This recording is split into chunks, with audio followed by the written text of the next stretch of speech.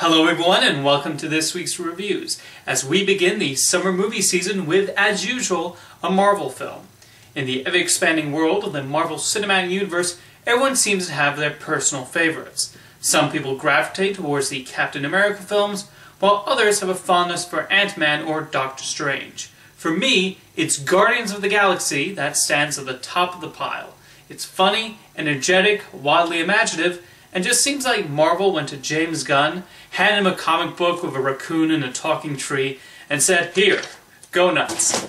And now we have the long-awaited sequel, Guardians of the Galaxy, Volume 2. With this follow-up, Gunn managed to make it just as delightful as the first one, with a proper dosage of humor and visual wonder. With the central Guardians now fully introduced, he jumps right into the craziness with a super charming opening title sequence. The film is also able to give enough screen time and the proper arcs to develop their storylines. Star-Lord gets the most poignant one as he reunites with his father and he goes through the difficult feelings one might expect him to go through. Kurt Russell fits superbly well into the world of Guardians of the Galaxy, and it's believable that he is Star-Lord's father. There's also more of the rising sexual tension between Star-Lord and Gamora. But I also like that this film expands on her relationship with Nebula. I felt Nebula was underused in the first one, so it's great to see her get a lot more to do this time around. And I like seeing the chemistry between Drax and a new character, an instantly lovable, emotion-feeling alien named Mantis. And of course, Rocky Raccoon and Baby Groot are excellent too.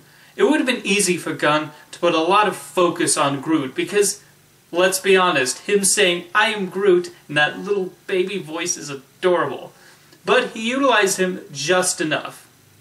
Disney is still going to sell a lot of toys, though.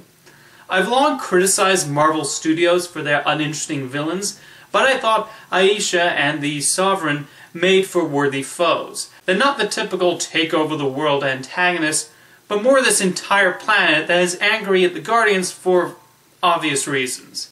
The makeup and design on the Sovereign is particularly fantastic, as are all the aliens featured in Guardians of the Galaxy Volume 2.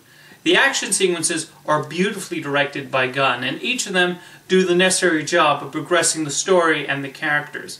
The animation team on Rocket and Groot have managed to make them even more expressive than they were in the previous outing, and the production designers also deserve a lot of credit for the various planets we see in this film. Ego's planet is notably a wonder. Aside from the visuals, what makes the Guardians of the Galaxy films stand out in the Marvel Cinematic Universe is how Gunn seems to have been given the freedom to let them exist in their own little world.